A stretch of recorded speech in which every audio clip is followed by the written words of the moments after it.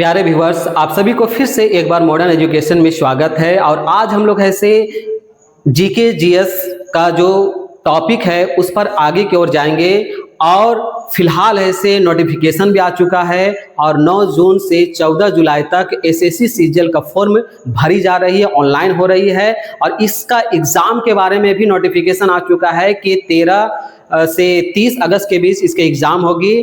तो हम लोग ऐसे एसएससी सीजीएल से संबंधित जीके जीएस मैथ्स इन सभी पर ऐसे एक टॉपिक वाइज ऐसे क्लास स्टार्ट करने वाले हैं। इनमें से आज ये पहला क्लास है जो प्रीवियस ईयर्स में जो आए हुए प्रश्न है उन सभी प्रश्नों पर ऐसे हम लोग प्रकाश डालेंगे। और उन सभी प्रश्नों के अलावा ऐसे कौन से ऐसे प्रश्न है जो आने वाले समय में एसएससी सीजीएल पूछ सकती है, उन सभी पर भी हम लोग ऐसे एक टॉपिक वाइज ऐसे उसका क्लास शुरुआत करते हैं। आज क्लास का ये पहला दिन है जिसमें से जो 2024 में जो आया हुआ प्रश्न है एसएससी सीजीएल में जीके जीएस में, उनमें से पहला प्रश्न है एक उद्योग संघ और सह विनियामक संगठन एसआरओ है जिनका प्राथमिक उद्देश्य सूक्ष्म वित्त क्षेत्र के सुदृढ़ विकास की दिशा में काम करना है। इनका ऑप्शन नंबर 1 में है नाबार्ड, नंबर 2 में लिखा हुआ है सूक्ष्म वित्त संस्था नेटवर्क, नंबर 3 में लिखा हुआ है सूक्ष्म वित्त एवं निवेश विनियामक प्राधिकरण, और नंबर 4 में लिखा हुआ है स्वयं सहायता समूह संघ।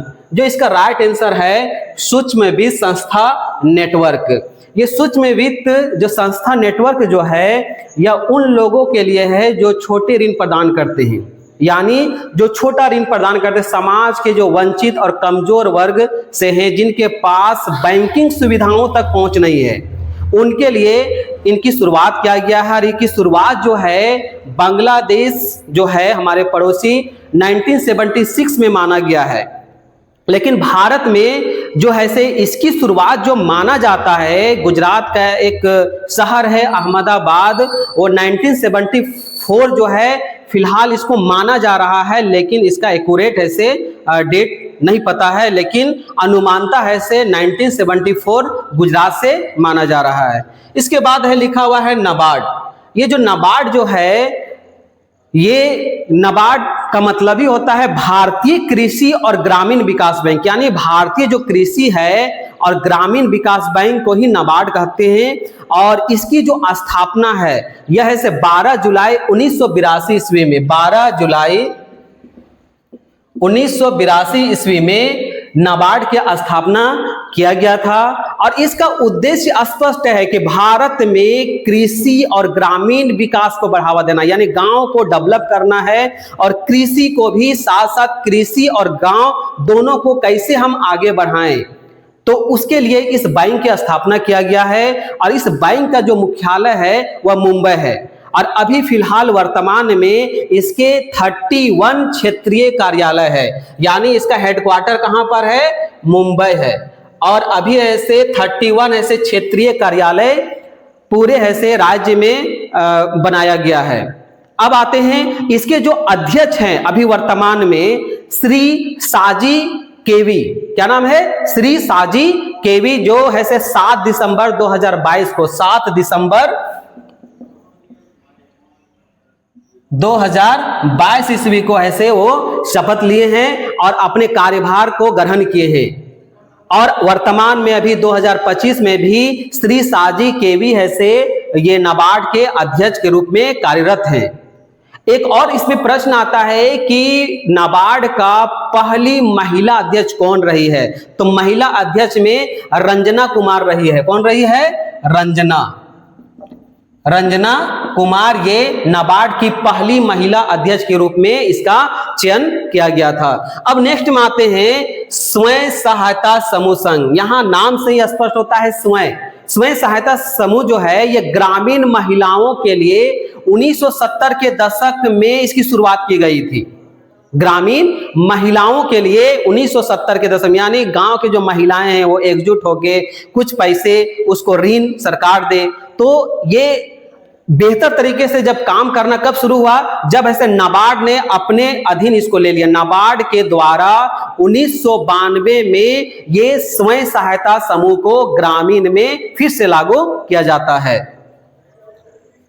अगला एक बहुत ही महत्वपूर्ण प्रश्न है जो एसएससी सीजीएल 2024 में आया हुआ जीके जीएस का है।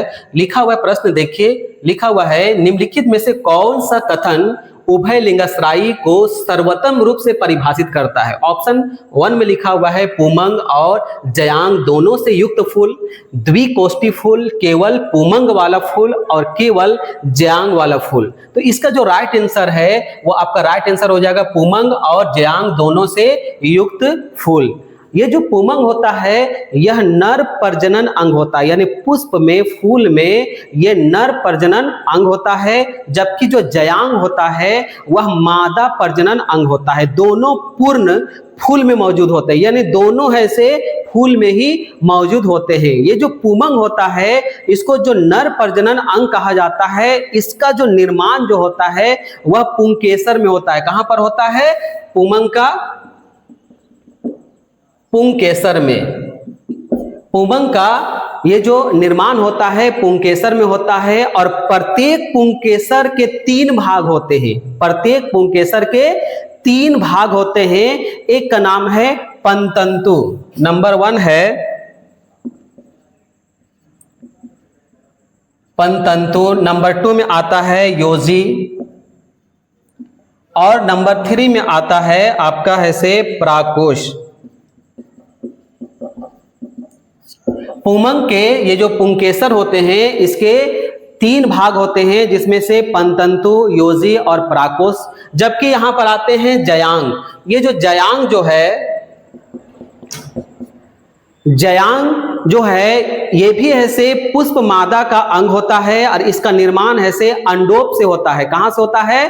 अंडोप से होता है और इसके भी 3 भाग हैं। एक का नाम है अंडाशय, दूसरा का नाम है वर्तिका और तीसरा का नाम जो है वर्तिक्राग। यानी ये 3 भाग अंडोप में ही होते हैं और ये जयांग जो पुष्प का मादा भाग होता है उसमें ये पाया जाता है। अगला प्रश्न है टाइम्स मैगजीन की 2021 के 100 सबसे प्रभावशाली लोगों की सूची में निम्नलिखित में से किस भारतीय का नाम है। तो 2021 में ऑप्शन के अनुसार होता है, जिसे में नंबर 1 में लिखा हुआ है विराट कोहली, नंबर 2 में है नरेंद्र मोदी, नंबर 3 में है नीरज चोपड़ा और 4 में है अमित शाह। तो इसका जो राइट आंसर है वो हमारे देश के प्राइम मिनिस्टर नरेंद्र मोदी आते हैं। अब ऐसे हम लोग देखते हैं इसके अलावा ऐसे नेक्स्ट निम्न प्रकार से है। 2023 में ये डाटा है, 2023 में अभिनेता शाहरुख खान, फिल्म निर्देशक एस राजामौली और लेखक जो है सलमान रुश्दी, इसको ऐसे 100 प्रभावशाली लोगों की सूची में भारतीयों में रखा गया। 2024 में जो है हमारे भारत के 8 लोग शामिल हुए। प्रभावशाली 100 प्रभावशाली लोगों में 8 लोगों को शामिल किया गया। इसमें से ऐसे आलिया भट्ट है, साक्षी मलिक, सत्य नाडेला, अजय बेगा, देव पटेल, जिगर शाह, आसमा खान और प्रियवदा नटराजन। जबकि 2025 में किसी भारतीय को इस लिस्ट में जगह नहीं मिली है। यानी जितने भी 100 प्रभावशाली लोग हैं पूरे वर्ल्ड में, उनमें से किसी भारतीय को 2025 में कोई स्थान प्राप्त नहीं हुई और ये ऐसे 21 सालों के अंतराल में ये पहली बार ऐसा हुआ कि 2025 में एक भी भारतीय को जगह नहीं मिली है। अगला प्रश्न है, लिखा हुआ है जब जनसंख्या घनत्व का विश्लेषण निवल खेती योग्य क्षेत्र के माध्यम से गणना करके किया जाता है तो उस माप को क्या कहा जाता है। ऑप्शन है कारकीय घनत्व, निवल घनत्व, कृषि घनत्व और सकल घनत्व। तो जब जनसंख्या घनत्व का विश्लेषण निवल खेती योग्य क्षेत्र के माध्यम से गणना करके किया जाता है तो उसका राइट आंसर हो जाएगा कारकीय घनत्व। क्या हो जाएगा? कारकीय घनत्व। निवल घनत्व क्या होता है? तो निवल घनत्व क्या होता है? किसी क्षेत्र में कुल जो जनसंख्या है और उस क्षेत्र के कुल जो क्षेत्रफल है, यानी कुल जनसंख्या को कुल क्षेत्रफल से जब हम विभाजित करते हैं, उसको डिवाइड करते हैं, तो वो निकलता है निव्वल घनत्व। यानी कुल जनसंख्या को कुल क्षेत्रफल से जब विभाजित किया जाता है तो उसे हम जो प्राप्त होता है, जिसको हम निव्वल घनत्व कहते हैं। नेक्स्ट में है लिखा हुआ है कृषि घनत्व। तो कृषि घनत्व क्या होता है? यह कृषि योग्य भूमि पर, यानी जहां पर हम खेती बाड़ी करते हैं, तो उस भूमि पर खेती की औसत संख्या का माप, यानी हम कितना खेती कर रहे हैं उसकी औसत संख्या के माप को कृषि घनत्व के नाम से जाना जाता है। अब नेक्स्ट में लिखा हुआ है सकल घनत्व। ये सकल घनत्व क्या है? किसी क्षेत्र में कुल जनसंख्या और उस क्षेत्र में कुल क्षेत्रफल का अनुपात, यानी किसी जो क्षेत्र है उस क्षेत्र में कितने लोग वहां पर आते हैं, कितनी जनसंख्या है, और उस क्षेत्र में वहां का जो क्षेत्रफल है उन सभी के जो अनुपात है, जो रेशियो है, उसको हम सकल घनत्व के नाम से जानते हैं। अगला प्रश्न स्क्रीन में है, लिखा हुआ है भारत में प्रोजेक्ट टाइगर किस वर्ष शुरू किया गया था? 1973 ईस्वी, 1970 ईस्वी, 1985 ईस्वी और 1972। तो इसका जो राइट आंसर है 1973, यानी 1 अप्रैल 1973 ईस्वी में भारत में प्रोजेक्ट टाइगर है, इसकी हैसियत शुरुआत किया गया था। तो ये प्रोजेक्ट टाइगर क्या है, इससे संबंधित कुछ निम्न जानकारी है जो निम्न प्रकार से है। प्रोजेक्ट टाइगर भारत में एक वन्य जीव संरक्षण पहल है जिसे 1973 ईस्वी में शुरू किया गया था। 9115 वर्ग किलोमीटर में फैले केवल 9 अभयारण्यों से शुरू होकर, यानी यह ऐसे 9115 वर्ग किलोमीटर में फैले हुए जो 9 अभयारण्य है उनसे इसकी शुरुआत होती है, और 2018 में यह 55 रिजर्व तक पहुंच गया है। यानी इसकी संख्या बढ़ा के 9 अभयारण्यों से शुरुआत हुई थी और अभी ऐसे 55 रिजर्व क्षेत्र तक इसकी संख्या बढ़ चुकी है। 1972 में पहली बाघ जनगणना, यानी पहली बाघ जनगणना कब की गई थी? तो 1972 ईस्वी में पहली बाघ जनगणना की गई थी, जिसमें से 1827 बाघों की गिनती के लिए पग चिन्ह पद्धति का उपयोग किया गया था। यानी पग चिन्ह पद्धति के द्वारा बाघों को ऐसे गणना किया गया था 1972 में। अब ऐसे 2022 तक बाघों की आबादी ऐसे लगभग ऐसे 3167 से 3925 होने का अनुमान है, जो प्रति वर्ष 6.1% की वृद्धि दर को दर्शाता है। अब भारत विश्व के 3/4 बाघों का घर बन चुका है। यानी बाघों की संख्या कुछ सालों में इतनी बढ़ चुकी है कि पूरे विश्व में 3/4 भाग जो भारत में मौजूद है। अगला प्रश्न लिखा हुआ है, निम्नलिखित में से कौन सा अनुच्छेद रीट अधिकारिता से संबंधित है और अनुच्छेद 32 के समान प्रावधान रखता है? ऑप्शन है अनुच्छेद 228, अनुच्छेद 226, अनुच्छेद 225 और अनुच्छेद 227। तो रीट से जो संबंधित रहेगा वो उसका राइट आंसर हो जाएगा अनुच्छेद 226। ये अनुच्छेद जो 228 है वो क्या है? तो जो कुछ मामले को उच्च न्यायालयों को स्थानांतरण के रूप में जाना जाता है, यानी उच्च न्यायालय को यह शक्ति प्रदान करता है कि वह उसके जो अधीनस्थ न्यायालय है, जो भी उसके अंडर में जो भी न्यायालय है, उसके मामले को अपने पास स्थानांतरण कर सकता है। यानी कोई भी मामले को उच्च न्यायालय अपने पास स्थानांतरण कर सकता है। तो यानी उच्च न्यायालय को स्थानांतरण के रूप में जाना जाता है। यानी जहां पर स्थानांतरण की बात हो जाती है तो ये अनुच्छेद 228 पर है। अनुच्छेद 228 क्या कहती है? उच्च न्यायालय को ऐसे कोई भी मामला को स्थानांतरण करने के रूप में जाना जाता है।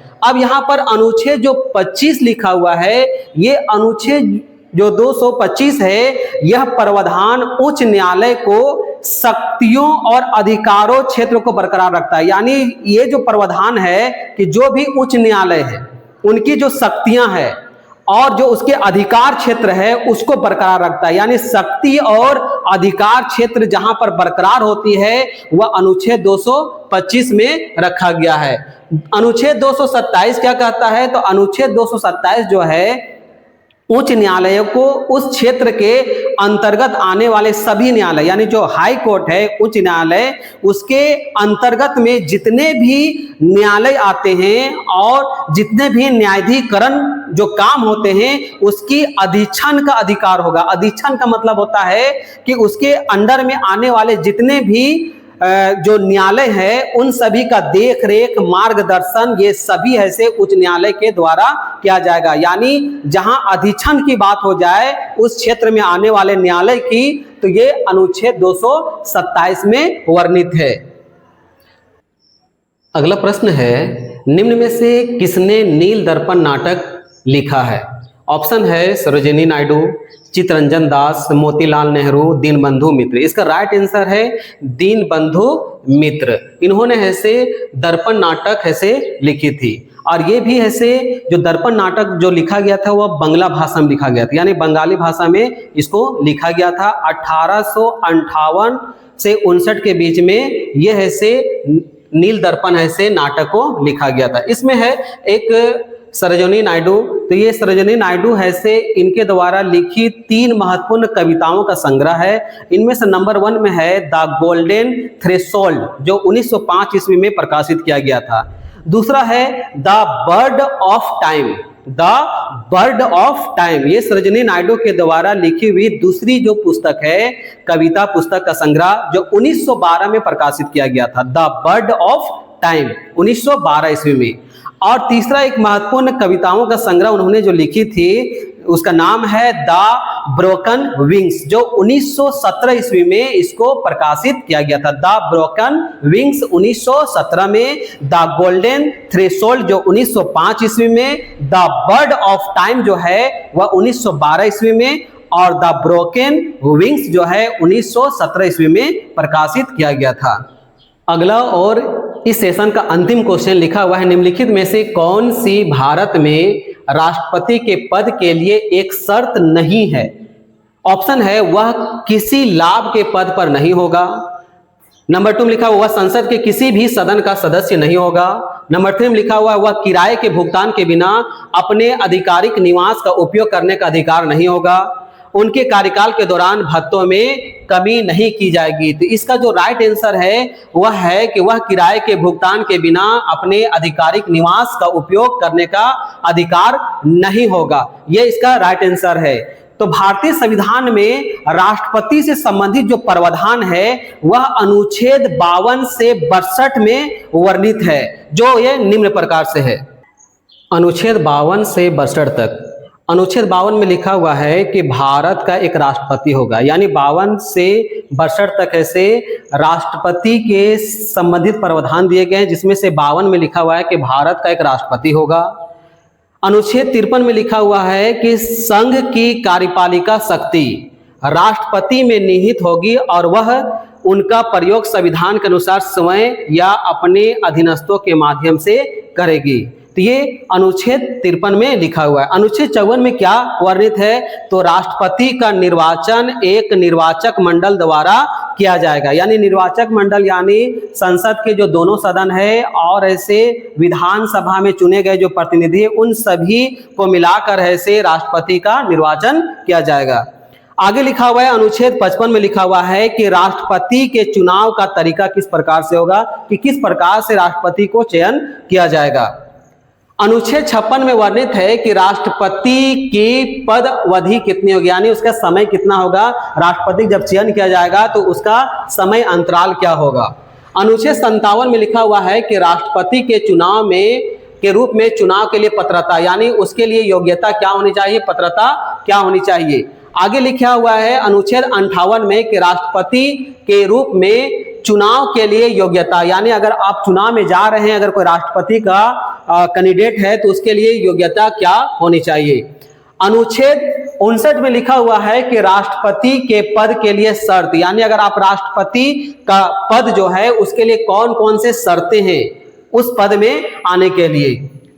अनुच्छेद 60 में लिखा हुआ है कि राष्ट्रपति द्वारा शपथ या प्रतिज्ञान, यानी शपथ और प्रतिज्ञान से संबंधित राष्ट्रपति का किस प्रकार से होगा, यह से अनुच्छेद 60 में वर्णित किया गया है। संविधान के अनुच्छेद 60 में, संविधान के अनुच्छेद 61 में वर्णित है कि राष्ट्रपति पर महाभियोग चलाने की प्रक्रिया, अगर राष्ट्रपति पर महाभियोग यानी उसको हटाना है, जिसको हम लोग महाभियोग कहते हैं, तो वो कौन सी प्रक्रिया से, उसे महाभियोग के माध्यम से कैसे हम उसको हटाएंगे, तो ये अनुच्छेद 61 में वर्णित किया गया है।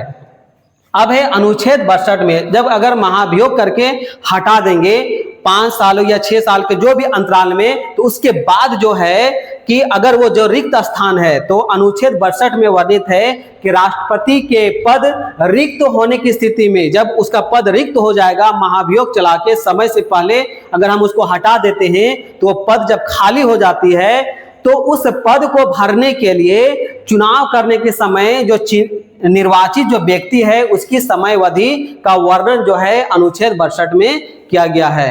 अगर आप ऐसे जीके जीएस से संबंधित किसी भी प्रकार का जो आपका एसएससी जो आने वाले जो एसएससी एग्जाम है उससे संबंधित बहुत सारे प्रश्नों का ऐसे हम लोग ऐसे व्याख्या करेंगे। अगर आपको ऐसे इस प्रकार के वीडियो पसंद आ रहे हैं और आप अगर एग्जाम की तैयारी कर रहे हैं, तो इस चैनल को सब्सक्राइब कीजिए, क्योंकि अब रेगुलर ऐसे हम लोग ऐसे जीके जीएस से संबंधित बहुत सारे ऐसे महत्वपूर्ण प्रश्न को हम लोग डालेंगे जो आपके एग्जाम से संबंधित बहुत ही महत्वपूर्ण होगा और आपके लिए बेहतर साबित होगा। थैंक यू, धन्यवाद।